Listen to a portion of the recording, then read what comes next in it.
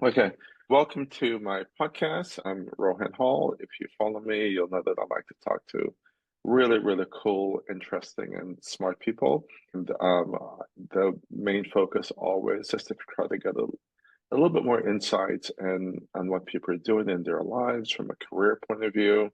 I like to speak to conscious entrepreneurs to see the things that they're doing as well. And even every once in a while, I may get lucky to talk to someone who's a second degree black belt karate champion. And I'm just saying, I'm not calling any names here. I'm just saying that someone maybe today we'll talk to someone that's like this. And so I'd like to introduce you all to Jimena Barreta, that can I start with Barreta, and it's Barreta with an A, right? Did I get it right? Barrera with double R, yes. Yeah, okay. So Jimena Barrera, and she's really, really super smart, very cool lady. And we're about to learn a bit more about her. And I think the world needs to know more about her and the things that she's doing and all these amazing accomplishments that she's had in her life. And so that we can inspire so many other people, young ladies that are out there that would like to get to a point in their career that they can be in cool podcasts like this and inspire others. And she's from a great part of the world, South America. I'm from that part of the world, Jamaica.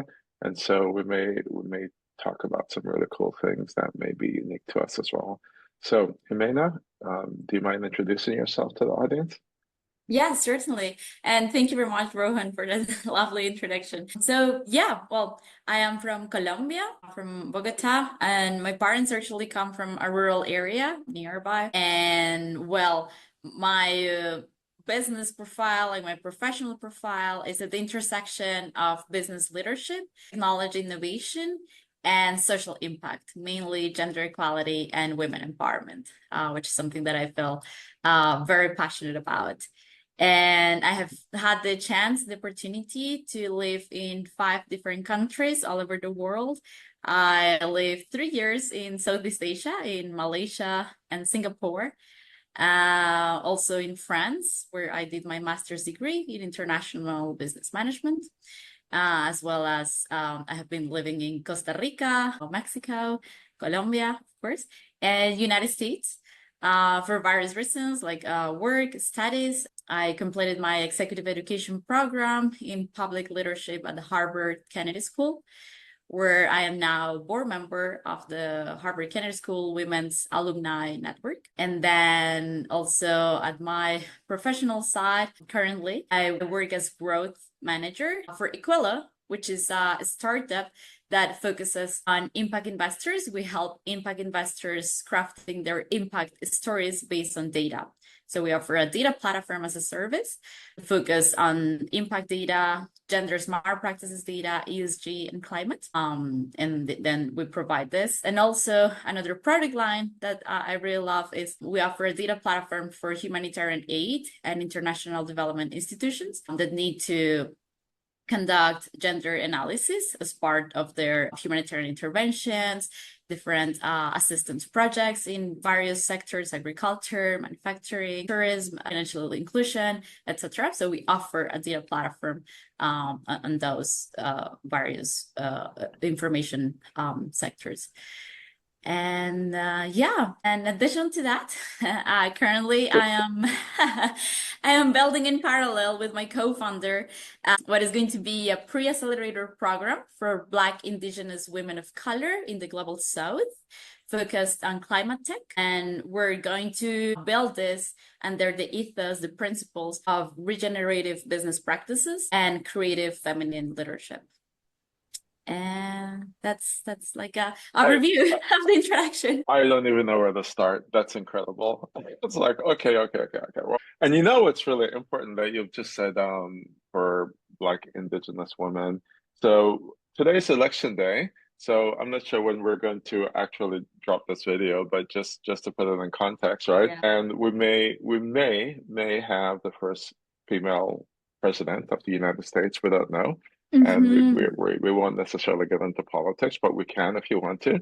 This is one of these kind of conversations, like, and for those who are watching this, I kind of said to Jimena, hey, just think if it we're having a glass of wine, we can talk about anything and just see where things go. And anyway, so you kind of put it out there. So you're focused on women, not just women's studies, but basically how to help women with their careers or how to inspire women. Let's start with that part of what you're doing because I think that sounds really interesting, and that you're doing something through the Harvard Kennedy Institute. What's that all about? Tell people about that. Yeah, certainly. So as mentioned, one of my true passions, core passions is women empowerment and gender Mhm. equality. Coming all the way from rural family in Colombia, I grew up seeing around my surroundings, seeing various different contexts with where the machismo, the macho culture operates, and seeing that from an early age of the disparities of gender roles at the household, gender roles in economics and politics, and then later on studying business and management in the university, also like acknowledging how that operates as well in the workplace culture and leadership roles. So it became part of my passion and mission. And at the same time, in my family, which is a core source of inspiration for me. I'm one of five daughters, so we're a family of five daughters. Oh, do you have any brothers or is it all girls? All girls. Oh, crazy house, I imagine. Yeah, no, I love it. Like again, Okay. it like has been part of my core source of inspiration. Like Uh-huh. having my mother and father as role models. Like my mom being a loving, caring, and also a strong character woman. And at the same time, my dad, having passed through a whole transformation journey coming from his culture and generation background of machismo all the way to having five daughters, and now he becoming himself Oh, like poor guy. advocate and I an feel almost bad. ally of That's feminism. cool. Well, he did a great job, obviously, right? To raise all these amazing women in his house. So that's fantastic, right? Yeah, yeah, very much. And also my four sisters, all of them are older than me, married, Mhm, having children. Three of them are lawyers, they're attorneys, and one of them is a scientist in mhm, dentist healthcare science. And it was very interesting for me growing also as a millennial, like also some generational differences there on how to build our place in society as mhm, professional women. For me, it was very interesting to see them choosing like life decisions in between careers and in between caregiving roles such as wives and being mother and so on. And it nurtured my perspective and the various decisions and the various possibilities that we have as women, mhm, and all of them mhm, being wonderful, right? Like if the women consciously intentionally decides to having as a primary role being a mother and a wife, that's wonderful, and I totally celebrate it. But also acknowledging that we have also the possibilities of exploring other creative sources of other creative shapes and forms to bring life to the world, such as a company, a project, NGO, startup, and so on. So whatever it is, the most important thing is that we have the choice to do it, and it's not that mhm. because we are from center gender we will have limited possibilities. Like that's part of the mission that I bring to the world. Like it's not about that. It's about having choices and having also the criteria and the consciousness to select intentionally every step, every step, every step. And if we need to pivot, then let's pivot. But again, with consciousness and freedom of the options that we have. So how are you seeing that now? I mean, as a guy, we can all say and think whatever, right? But you're in the forefront of this, right? What's the gender equality world looking like for women, especially in the USA? Well, it's interesting. I will say that we have seen an important improvement, generally speaking, in the economic, social, and political scenarios. And of course, always depends of what's your reference point, right? Like if it's 10 years ago, it was 50 years ago, if it was 57 in Let's say Colombia. in the last 10 or 20 years. Well, let's not go back to the 50s, right? So in the last 10 years, are you seeing improvements in that? I mean, you know, the fact that we have, I mean, again, back to politics, and I'm trying not to go there too much, but the fact that we actually have a viable female candidate, right? Especially a Black mixed race female candidate that Yeah. we will know within the next few hours or within the next Yeah, few days exciting. if she wins or not, right? But the fact that that can be like a serious, like a thing right now, I mean, do you see that like as a really huge thing? And I'll put a caveat with that. Like when Barack Obama was running, right, and when he won, I think a lot of people took it out, wow, everything is okay. And I'm like, no, it's not okay. He's just Mhm. a really smart guy, you know? Yeah. He's just a really smart, creative guy that it wasn't the Democratic Party that came to him and say, here it is. It was him because they wanted to give it to Hillary, if I remember correctly, right? Yes. So is it that she's just a brilliant, amazing woman that has been able to figure this out? Or is it that America is now ready for this kind of female leadership? Yeah, I love that. That's a fantastic example, absolutely. And of course that will be a huge step in terms of representativity in the political scenario and having this, well, female leaders, whether it's as president, for example, in Mexico, recently that there was a selected female president for the first time ever in the country. Hmm. Also in Colombia, we currently have a female vice president, which is also Afro-descendant, Afro-Colombian. And then in the United States, it will be really amazing also to see that happening from a representative standpoint. Now, having said that, also something to be mindful that happens in politics and also in the corporate world and yeah, in the workplace, generally speaking, is that representativity is one step and it's important. It's important to see people looking in different and various shapes and forms and colors is important for us, like as a human species, to have like different reference points of how leadership looks like and how an authority voice can sounds like and look like. It's very relevant. Hmm. Having said that, the very important piece that comes alongside that representativity is infusing the diversity lens that really means, like giving meaning to that diversity and bringing it into the conversations and honoring what that represents and making sure that's part of the decision-making process. In other words, if I am a Colombian and I am part of the board of the Harvard Kennedy School Women's Alumni Network, which is an honor to be part of, but I'm not bringing up like how Latino representation should be included in our programs, for example, then what's the meaning, right? Like, okay, cool, I'm there, that's fantastic, but how do I bring the voice of the whole community as part of that conversation? That's where real Hmm. change happens. So you're saying being there is not enough. They need to open the doors for others to come in as well. Exactly. And making sure that those voices that you represent, you're honoring them, you're embody them, and you're making sure that's part of the decision-making process. Okay, that's cool. So is that like a part of your mission to try to get that going more and more, to have not just women representatives, but to make sure that they're taking it the next step as well? Yeah, precisely, because that's where the richness of diversity really occurs, right? Like, and it's always the way I see it, it's always a bi-directional interaction between the individual and their surroundings, the individual and Hmm. the institutions, the individual and the systems that we are Hmm. embedded in. So if we have a corporate culture that enhances diversity voice, well, that's great because there will be already a platform for doing that. That if it's not that the case, we could see scenarios where we have, I don't know, we are making decisions in how to, let's say, train a model, an AI model based on certain database.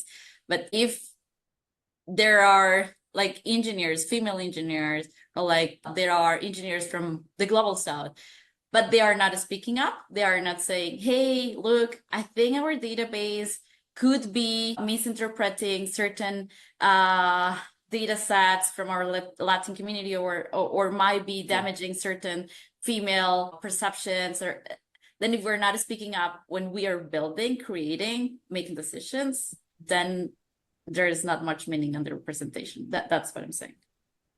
Understand. Tell me about Equilo. What is that?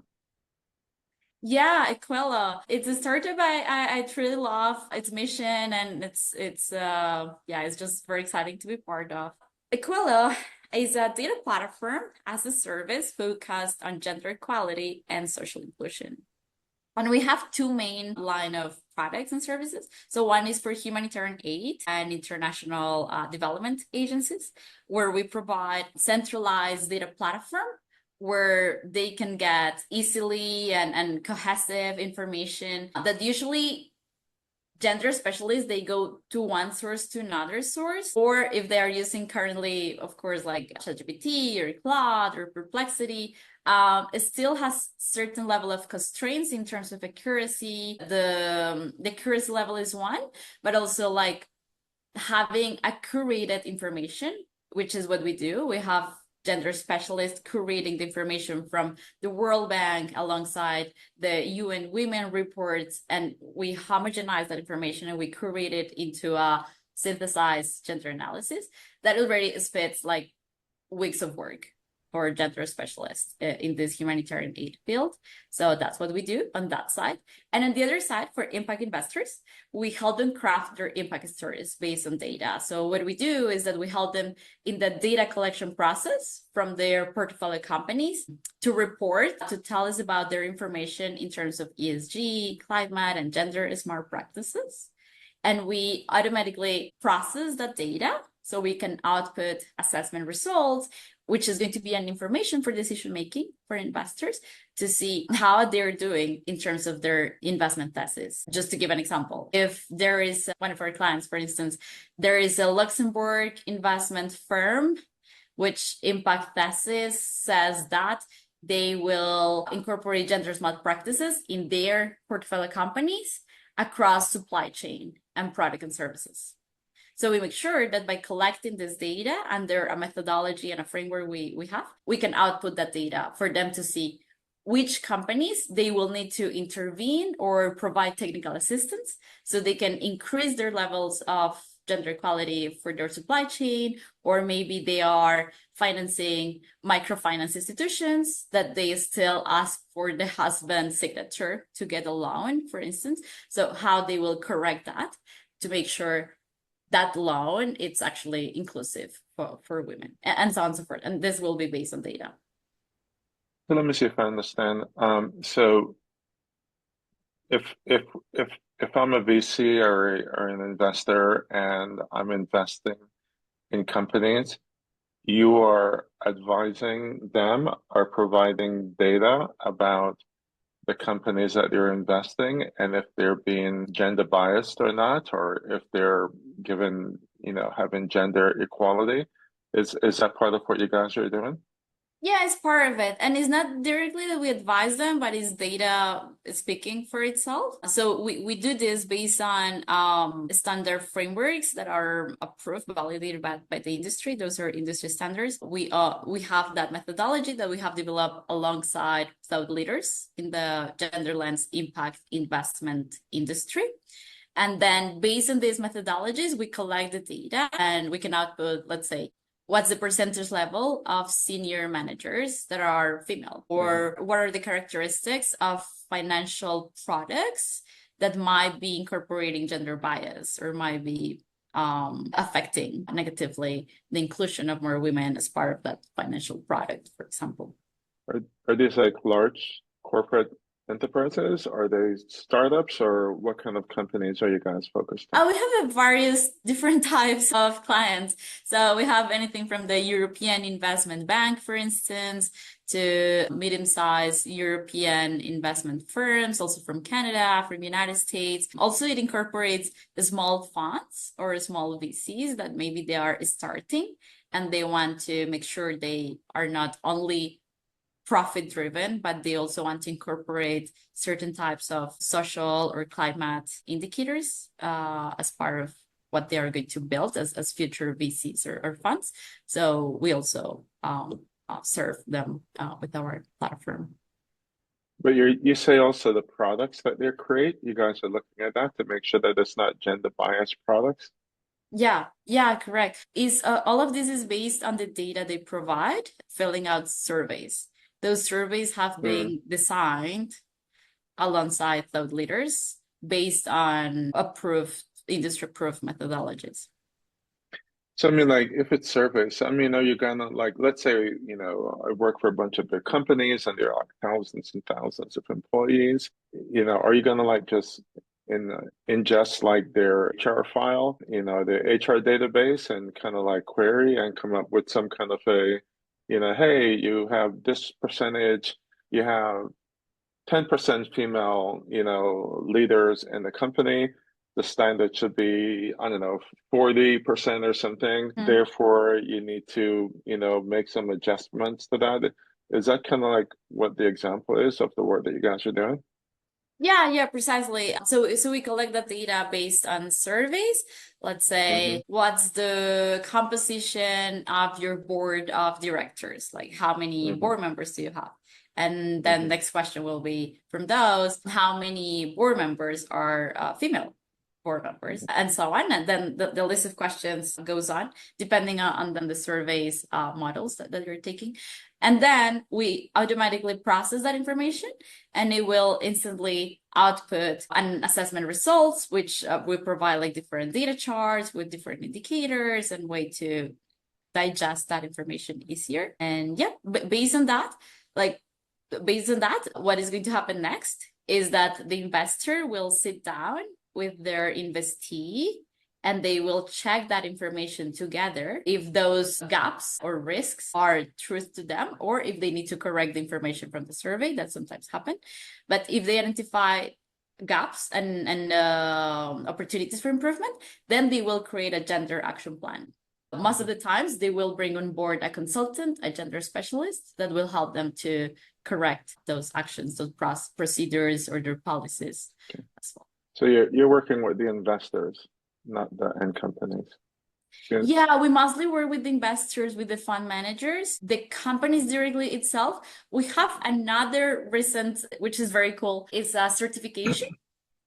Hmm. It's a certification where companies, startups, they can go by themselves and go through the whole process. So we have that product as well. We have a free version, which is called the 2X self-assessment. X is it's a name, it's a title that is very well known in the impact investment industry, which stands for X Global. 2X Global is like the authority who sets the criteria for gender smart practices in the investment industry and in the corporate practices. So we partner with 2X Global and we created a 2X certification platform. And we have a free version for companies. They can just go there and self-assess their companies. They can go through the quick version of the surveys and they will get a light overview of the results. And if they want to go deeper, because this will provide them visibility in front of impact investors, then they can go through the whole certification process, which includes third-party verification. They will verify that their information is truth. They will check their HR policies, their details for products and services they provide, and so on and so forth. You're supporting Tech for Good or AI for Good? I forget exactly what that was. Tell me about it. Is that the software that you guys are doing? Is that like considered in Tech for Good technology, or is it something else that you mean by that? Yeah, definitely. Like that's part of our ethos, like the softwares, the data platforms, even the AI innovations that we're building, all of it is meant to contribute to the impact ecosystem, and all of it this Hmm. is meant to equip professionals and decision makers Hmm. with the right information so they can make right decisions that multiply effect on social good. Okay. I'm going to switch to your karate experience because I'm dying to hear about this. How many years did you study? Was it Taekwondo? I think it Yeah, was, huh? Taekwondo. How many years were Yeah, you well, that studying that? was yeah, definitely. That's a part of my I mean, life. do you Like, mind talking about it? I think it's just really interesting. I truly love it. I truly love it, and thanks for bringing this up. Yeah, so I began my journey at 8 years old. I 8. Wow, At that's really 8, young. yes, yeah, in Wow. Colombia, in Bogota. It Okay. was thanks to one of my sisters, actually. Uh-huh. She was training, like she likes to exercise, and she was Uh-huh. trying different activities like Uh-huh. kickboxing or like going Hmm. to the gym or then taekwondo. And then I have always loved sports, and I also played in primary school and then high school. I played soccer as well. And then at 8 years old, my sister told me like, "Hey, I'm exploring this taekwondo activity. Would you like to join?" And I was like, "Oh, Hmm. that sounds fun. Yeah, sure, I'll join." And then I Uh-huh. fell in love. I fell in love Nice. about it. I was very lucky to have a wonderful master Hmm. that was very like really the embodiment of what a martial artist means. You know, Hmm. it's not only about the the kicking techniques, or it's not only about the competition or the sports part. That Hmm. is also important, but what was really meaningful for me and what I truly connect with was his wisdom and the embodiment of like the code of ethics of a martial artist. That was like really Hmm. impressive to me. And he introduced me to meditation Hmm. from a very young age, which I um, practice since then. So yeah, So do you think that impact your life now and the things that you're doing? And you seem to have had like quite the, career and an achievement. So do you think that that early um martial arts focus on philosophy positively contributed to that? absolutely, absolutely. I'm so grateful about it. Like, oof, so many ways. Like, I'll say that one has been discipline. Discipline definitely is a value that also comes from my family. My parents being a very hardworking family, hardworking parents. That was a value, like discipline. But the way martial arts conveyed that message to me was different and was like even more encouraging and more natural. It just came very natural that if I wanted to become black belt one day, of course I will need to put conscious, intentional effort and consistently improving myself and looking for self improvement in the body training, in the mind training, in the perseverance of it. It definitely shaped my mindset in a profound and beautiful way.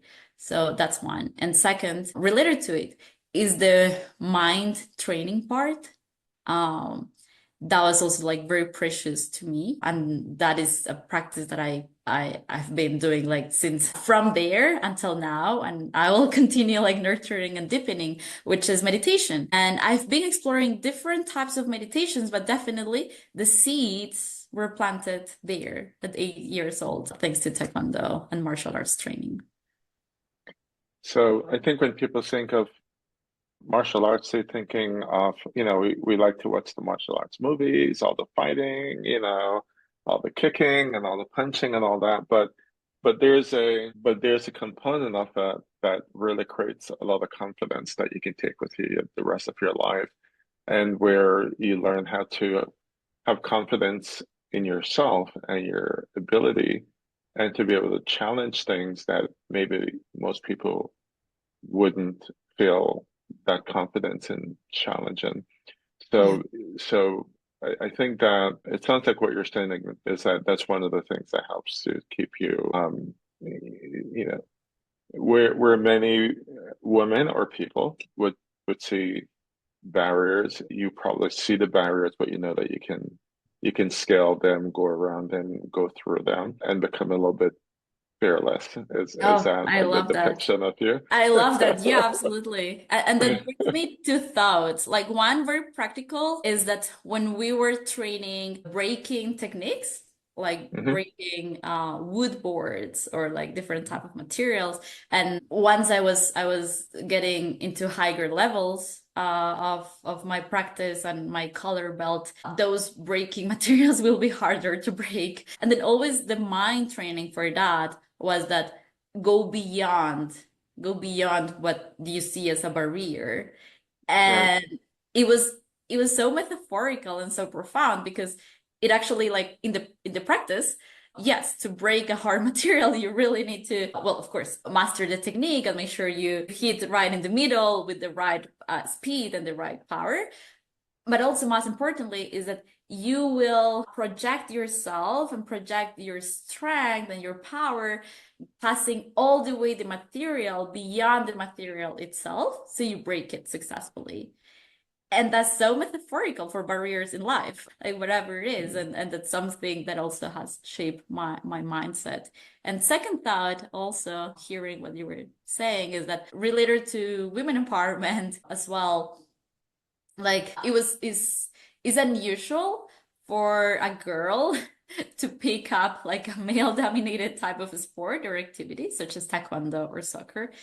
And it was great for me to receive the encouragement of my sisters and my parents and then my friends saying like, hey, yeah, that's unusual, but that's cool, go ahead. And then and when I was part of my martial arts training, yes, indeed, I was one of the few girls and then later on few ladies that were part of the training. And then also was empowering, like, yeah, I belong to places and I like to do that where there are not many that look at me. That doesn't matter. I feel powerful being part of this, and I'm happy and honored that I can bring myself and my whole self here. And adding to that, also for me was important to, question and break that narrative of because I'm a woman, then I'm weak, or maybe I'm vulnerable. Maybe if I walk alone around the city, I will be vulnerable. Well, for me, it was very important to break the narrative and say, well, no, I know how to defend myself. I know how to protect myself. I am a black belt and I mastered this technique. I can do this, which later on, and I close with this, allowed me to travel the world by myself. I was living in Southeast Asia, the other side of the world from Colombia, alone by myself. I was traveling and I was building up my career, and I feel confident that I was able to do it. Good for you. Good for you. That's the way to do it. Absolutely, 100%. We have similarities. I took martial arts when I was very young as well. I've traveled the world with a Yes. backpack. So I think to be able to learn how to push yourself beyond your boundaries, beyond the boundaries that people see, and to be able to just craft and live the life that you want. I think that's just an amazing thing, and very few people are able to get there because a lot of it is mental. It's physical, but a lot of it is mental. And Mhm. once you can master your mental state, you don't really have too many limitations. I'm really happy to hear your story. For real. Yeah, Yeah, thank you. And very cool to know that you trained as well at the I beginning. did. I Arts. did. Awesome. So we're gonna wrap it up. It's been great talking to you. What would you like people, what else do you want people to know about you? I think we've learned a lot of really amazing things about you today. And what are the things that, if people want to find you, where can they find you? And for all these young women that are watching this and they're thinking, wow, she's a badass, what do you want to say to them? Wow, yeah. And thank you very much for the space. Well, first of all, for young ladies to feel inspired, I think that we are in a very interesting point of life, as we said at the beginning, in terms of representativity and doors opening up in politics, in at the workplace, in economic society. It's important to continue building on that, and it's important to continue opening those doors for ourselves and for our communities that we represent. And secondly, aligned to that is female and male energies are wonderful, and we all have those. So again, we are in a point of consciousness evolution where we are really acknowledging and embracing both. So I love to be a black belt in Taekwondo, and I love to be feminine. I love to be Latina and play with my makeup and all of that is part of who we are. And also for men, like exploring female expressions of energies and male expression of energies, something that I really encourage as part of self-knowledge and self-understanding. And just a third last message.